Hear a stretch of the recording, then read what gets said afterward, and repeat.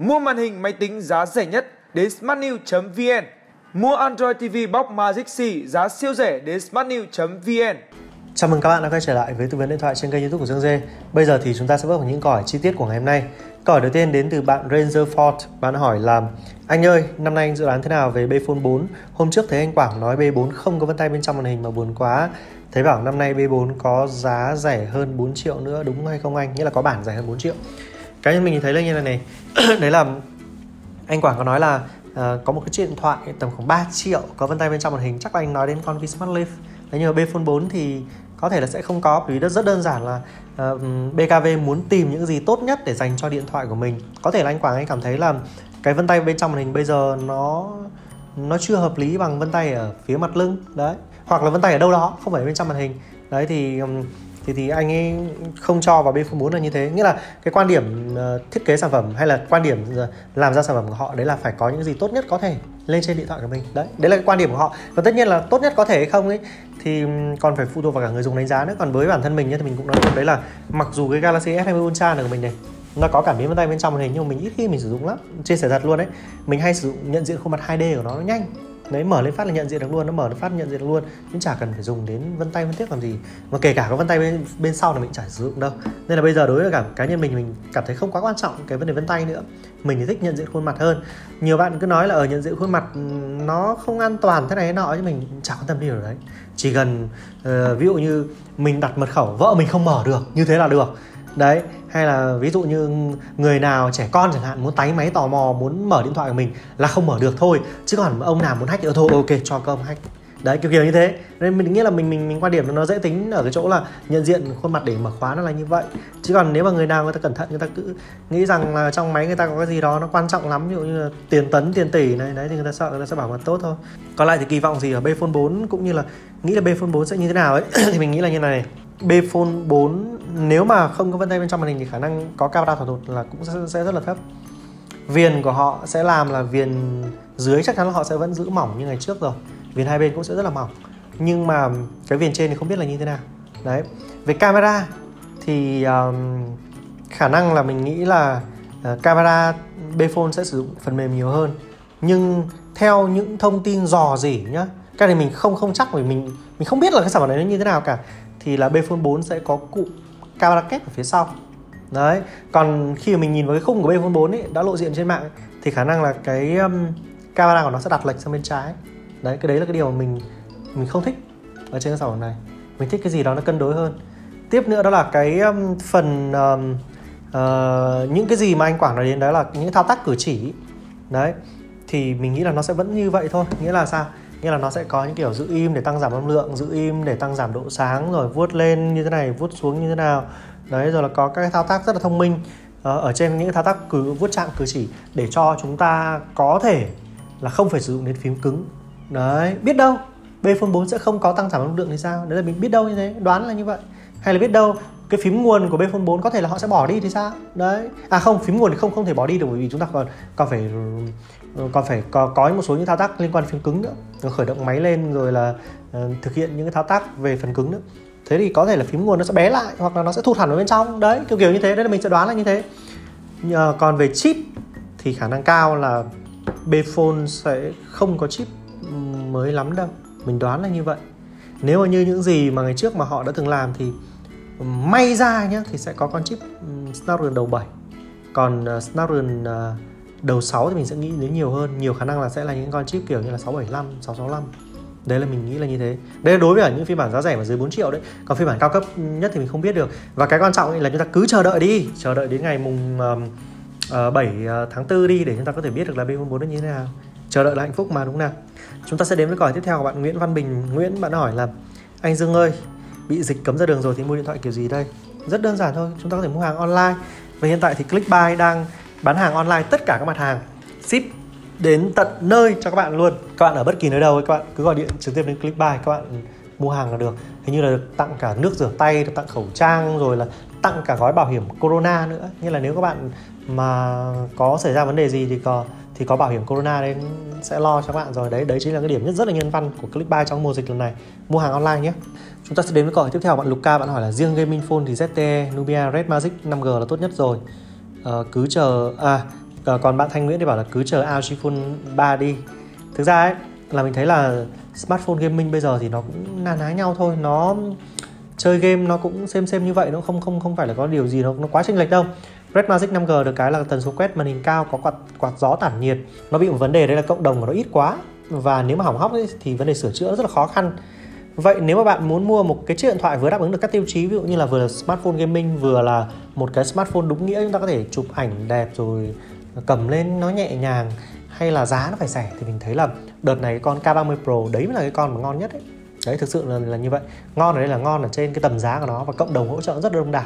Đấy, nếu mà là mình thì mình sẽ mua con K30 Pro. Thì hiện tại giá của K30 Pro đang được bán tại Clickbuy cũng loanh quanh tầm khoảng 10 triệu đến 10 triệu rưỡi thôi. Giá như thế nào các bạn có thể nhìn thấy trên hình nhá. Thì cái con đó mới là cái con mình nghĩ là đáng mua ở thời điểm hiện tại nếu mà bạn muốn chơi game cũng như là giá rẻ. Cộng thêm đó là cộng đồng nữa.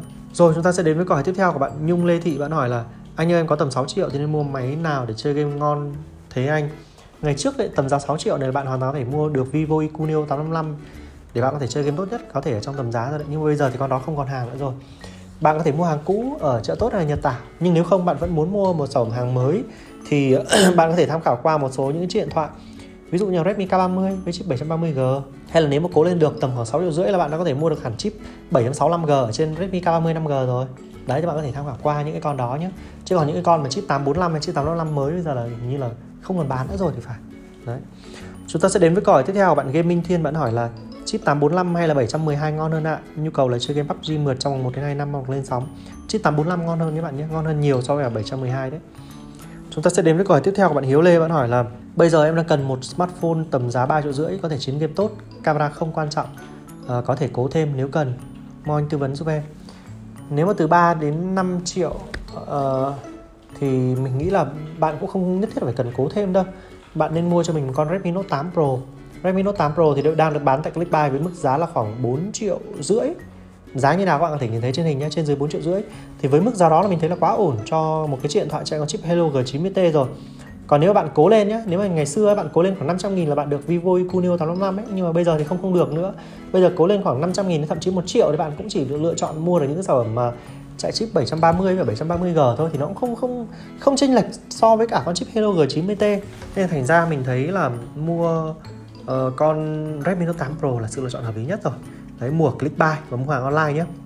Chúng ta sẽ đến với câu hỏi tiếp theo của bạn Huyền Hậu. Bạn hỏi là chị em không an tâm khi mua hàng tại Clickbuy, anh có thể nói về việc này để cho chị của em xem được hay không? Vì chị em bảo mua bên Thế Giới Di Động cho an toàn, vì sợ gửi máy dởm về không biết khiếu nại ở đâu.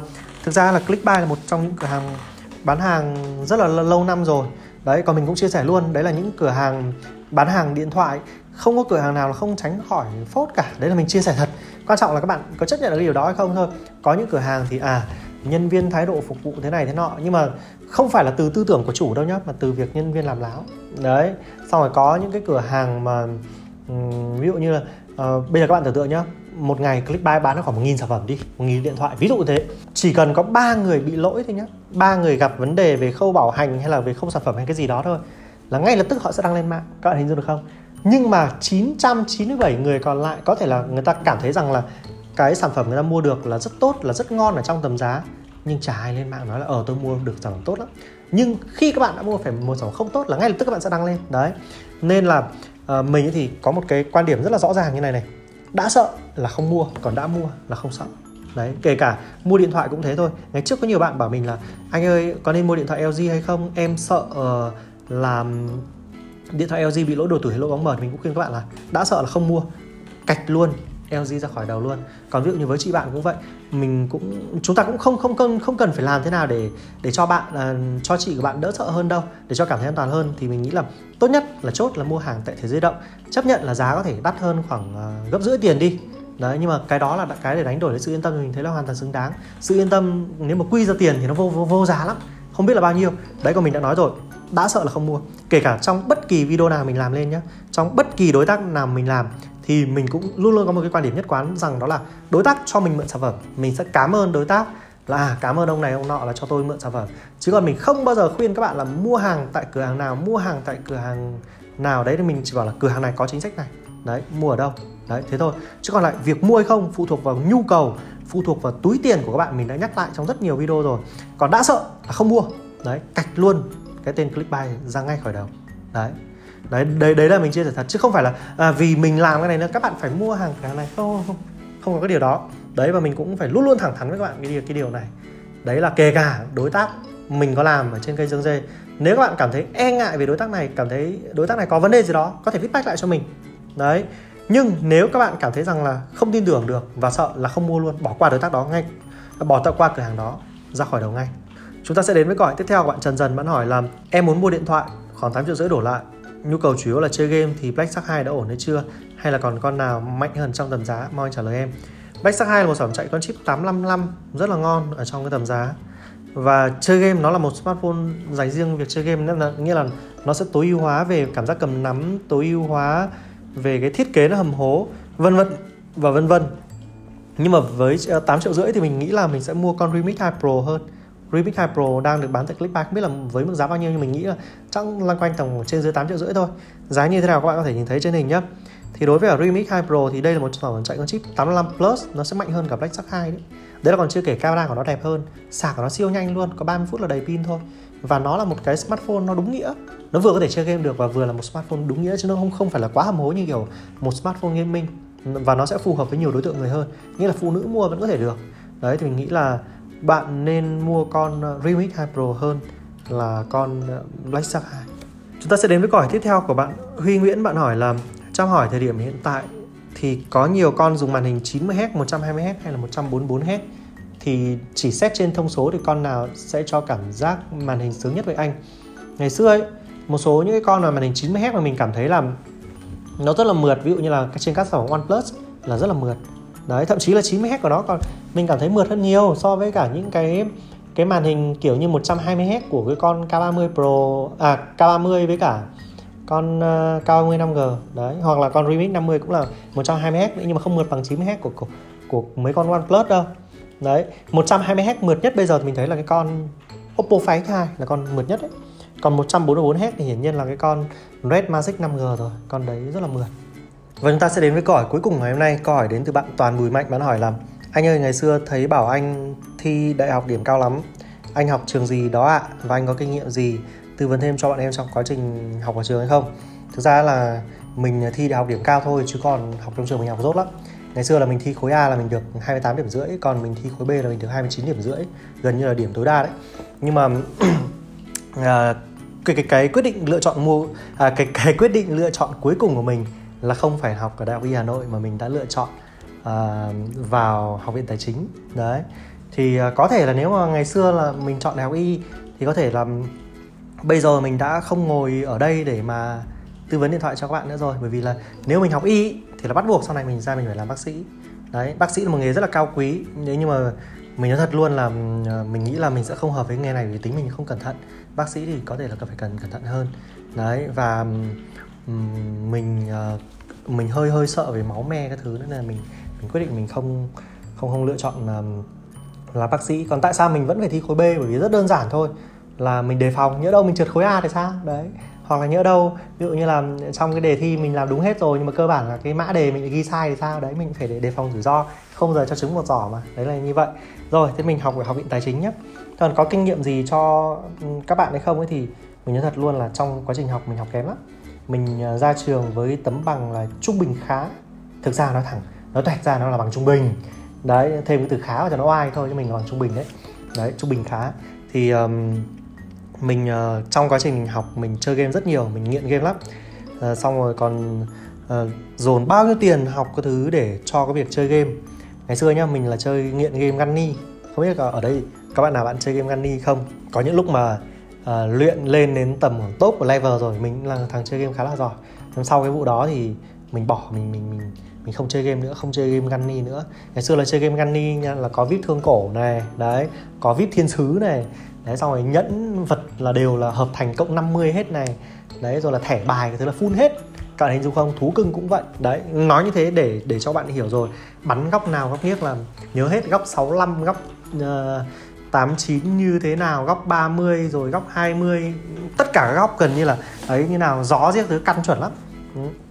Ngày xưa chính vì việc mình nghiện game đấy nên là mình không có thời gian để mà đầu tư vào cái việc đi làm. Còn mình thì mình thấy là như này, các bạn sinh viên bây giờ Thứ nhất là không nên chơi game, bởi vì chơi game nó sẽ giết chết cái quãng thời gian của các bạn đấy. Có thể là có một số bạn không nghiện game mà bạn nghiện những cái khác nó còn nguy hiểm hơn nghiện game. Ví dụ như nghiện gái này, nghiện sách này, rồi là nghiện chơi bời này, nghiện xem phim này. Đấy, nghĩa là bất kỳ những cái nghiện gì mà nó khiến cho các bạn tốn thời gian thì không nên nghiện. Đấy, các bạn hình dung không? Khi các bạn đang là sinh viên thì các bạn nên tìm một cái công việc gì đó để đi làm thêm. Thứ nhất vừa có thu nhập. Thứ hai nữa, bạn sẽ tiếp xúc sớm với cả môi trường làm việc. Sau này bạn ra trường bạn sẽ rất dễ làm những công việc khác. Đấy, ví dụ như các em ở bên trong phòng mình này, các em đều là sinh viên cả, vẫn đang làm việc cho mình và mình rất là hoan nghênh những điều đó. Và đó là những cái mà các bạn đã hơn mình ngày xưa rồi. 4 năm đại học của mình coi như vứt hết xuống sông xuống biển, chả giải quyết vấn đề gì cả. Đấy, mình mất 4 năm cuộc đời là như thế. Ở trong trường đại học thì hy vọng các bạn đừng mắc phải giống như mình. Đấy, đừng đốt thời gian vào những việc làm vô ích và hãy dành những thời gian đó để đi làm thêm. Đấy, các bạn làm bất kỳ công việc gì cũng được, bất kỳ công việc nào cũng quan trọng và cũng đáng để được tôn trọng. Nhưng miễn sao là cái công việc đó không vi phạm pháp luật và những cái công việc đó là những công việc có thể sẽ giúp ích cho cái ngành học của các bạn sau này chẳng hạn, hoặc có ích cho một cái niềm đam mê, niềm theo đuổi của các bạn về lâu về dài. Đó là những cái tư vấn của mình dành cho bạn toàn buổi bạn. Rồi, và như vậy là câu hỏi của bạn cũng là câu hỏi cuối cùng kết thúc số tư vấn điện thoại ngày hôm nay. Cảm ơn các bạn rất nhiều vì đã dành nhiều thời gian theo dõi video của Dương Dê. Còn bây giờ thì xin chào và hẹn gặp lại.